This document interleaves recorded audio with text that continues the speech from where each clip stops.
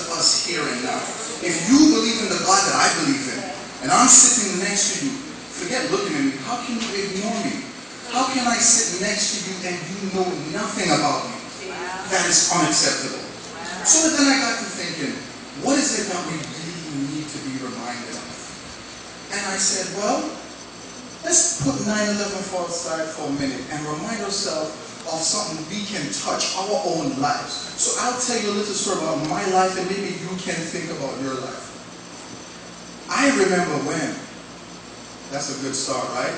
I remember when Bishop Williams, Mother Williams, Elder Wolf, I remember when I gave my mother so much trouble. There were nights nobody knew, and she would get down on her knees and say, deliver me, Jesus. The reason I'm standing here is because other people remembered when missionary Smith had a little boy and saw potential and they prayed. Why am I saying this? Please remember to pray for those who are not here. Because it is your prayers that make a difference. If you think about it on a psychological level, people react when they know you have their interest in heart. So if somebody gone far, don't shut them out the door. Remember them. And even if you don't have a million words, just say, I'm keeping you in my prayers.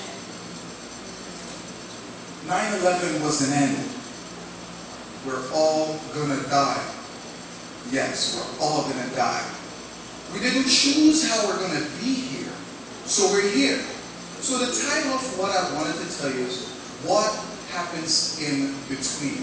This is the philosophy that I subscribe to. What we do with our time determines who we become. And we become what we do with our time. So you should not be wasting your time, because your time can't come back. Now, when those individuals died, that was it. They were done. They were cut off. They cannot become what they could have, would have, should have been.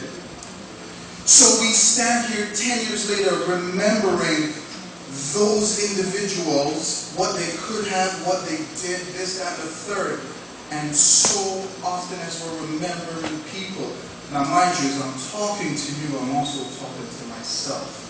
So often as we remember and encourage other people, wake up and live. That's something new. We sleepwalk. So the past is gone, and here we are in the present, sleepwalking. And by that I mean, what's in your hand? Well, casually you may say there's nothing there, but I'm talking about the connections that we have. If you are to become that which God has ordained or destined for you to become, you need to start talking to people. You can't walk past people and go and say good morning. And if somebody says good morning to you, be nice enough to say thank you.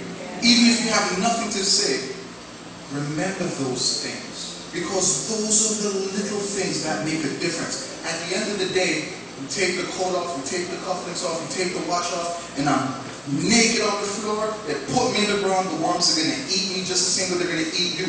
What do we do with our lives in between the time we're born and the time we're dying? I believe God put us all here for a purpose. Whatever that purpose is, it is your job. It is your duty as a human being to find out what God has intended for you. And when you find out what that is, and you put your heart and soul into it, nothing's stopping you.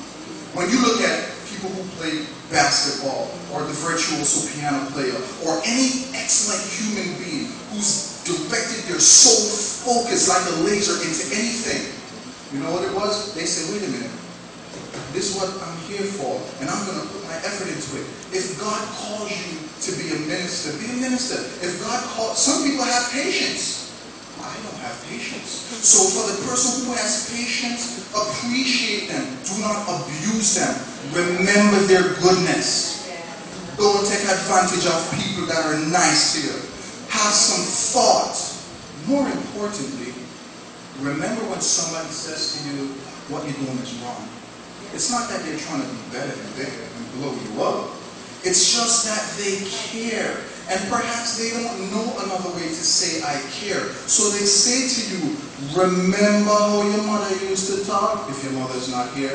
Or if your father's not there and there's a standing gentleman regardless of how he looks. He may be fit, he may be a little Pillsbury, but if he come to you and he said, don't do it, there's a reason. Remember that we're here to help each other. So, yes, 9/11 happened, and yes, we're having these services and memories for others that are gone. But remember, them dead and them gone, you can't do nothing for them at this point. You are here, you are now. We have no idea when and how our end will come. In the military, they do something that's a little sick sometimes. But if you think about it, it's a good thing. We take a platoon and we make them write their obituaries. And when they're done, we ask them to read it and say, how do you think you're going to die? And the reason we have them do that, it causes a moment of self-reflection. And they say, some come up with grandiose ideas and, want their Medal of Honor or some silly ideas. But the point is, the moment they commit to writing how they think their end will be, it forever changes their psyche. And they say, wait a minute, there are 24 hours in a day. I go to work for 8 hours, so that leaves 16. I'm bad at math, so work with me. If I spend 3 hours, 4 hours, driving, that's 12 hours already gone. So now I have 12 hours to do, eat, sleep, talk to my mother, do my homework, do this, do that. Before you realize it, you have no time left to do the important things. So, when you sit down, now I'm not going to tell you nothing about TV. If that's your thing, that's your thing. But what could you be doing with that time? So often we see others and we envy others and we don't realize the time and effort they put into what they are doing to them with their goals. And so often we forget to say, wait a minute, I can't do that. That's a waste of my time. I tell you a story. My mom don't really talk much, but I'm going to talk for her this morning. When we lived in Jamaica, and I'm telling this story because some of you are too young to remember. So I'm trying to bring a point home to you. The person here who may look the shabbiest, the poorest, I guarantee you, your life is better than so many other people. Amen. There were nights when my mother, all she would do, she cut the onion and she fried in the pan so the house would smell like food. I remember when we had nothing. I remember when my mother would walk for miles to work and the bottom of our shoes drop off. And I take the cardboard and I cut out the inside of the foot. I'm putting in our shoes and she going to work. Why do I say I remember that? Because here I am, 34 years old, and my mother says, stop. I don't question, I stop. I remember that she stood by me when I couldn't take care of myself. I remember when I gave her troubles and she never walked away and left me. I remember when she said, boy, you're going to church. She would drag me, yes, that's how I felt. She would drag me on Sundays from New York, East New York, walk 10 blocks, get on the train, 45 minutes, go to Port Authority, get on the bus, drive an hour, get downtown, walk from downtown to the church. Sunday after Sunday, after Friday, after Saturday, year after year after year after year. I'm telling you this so you remember to say thank you to your parent. So they may not have what you desire, but their investment in you is more important than the jewelry. The fact that they love you and they say, I don't know how to say it, but I'm going to bring you to church and I'm going to expose you to people who may be able to touch you in a way that I can't. Remember those things. Because when you don't remember, then you start doing things that you're not supposed to do. And when your life starts going down the drain, you cannot blame anybody for the predicaments that you find yourself in. Remember that there is a God. And as there is a God, for every action, there is a reaction.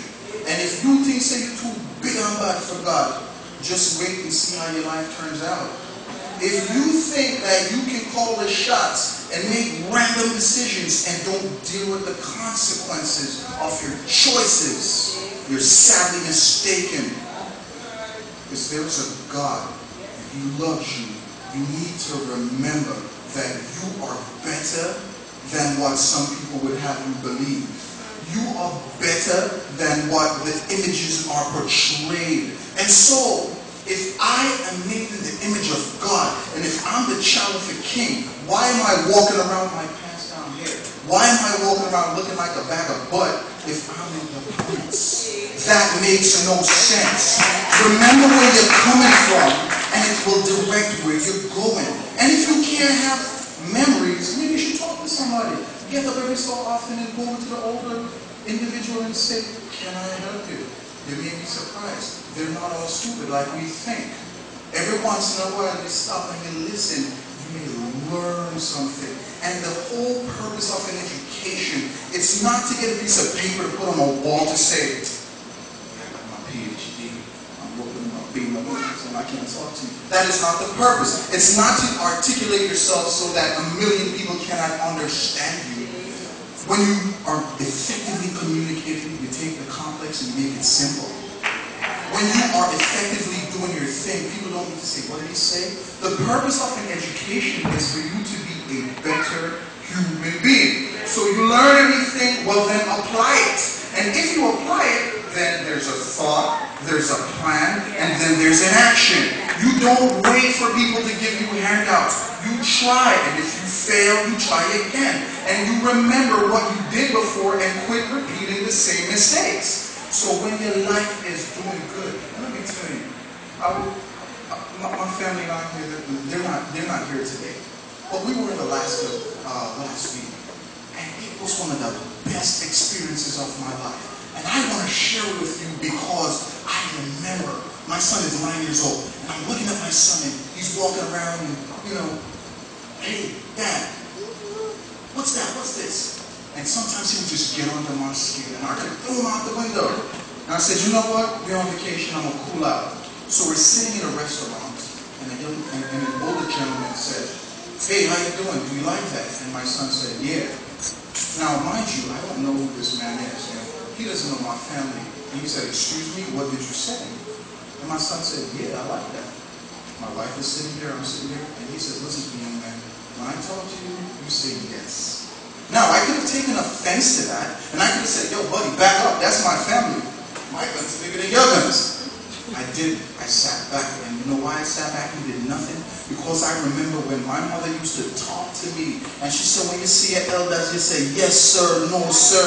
When you see somebody who's older than me, you show them the respect. And so I allowed the opportunity for my son to learn a lesson that I couldn't teach him. God is not to be joked with. If God has spared your life and you choose to waste it, then I can't say I feel sorry for you. And that may sound selfish, right? No. But I have little time. I have no idea when my end will be. But what I do in between my life and my death, I assure you, every day I give God thanks. And I'm asking you to pray with me because it's a struggle doing the right thing sometimes. It's not easy. It's not, I said to God, I need to learn patience. And let me tell you, every day I'm tested. And I say, God, didn't you hear me? I want patience. And he keeps testing me, right? And so I'm still learning. So I want you to pray for me because I remember where I'm coming from. And I know where I want to go. And in the end, I would love nothing more than to see all of you there. God bless you.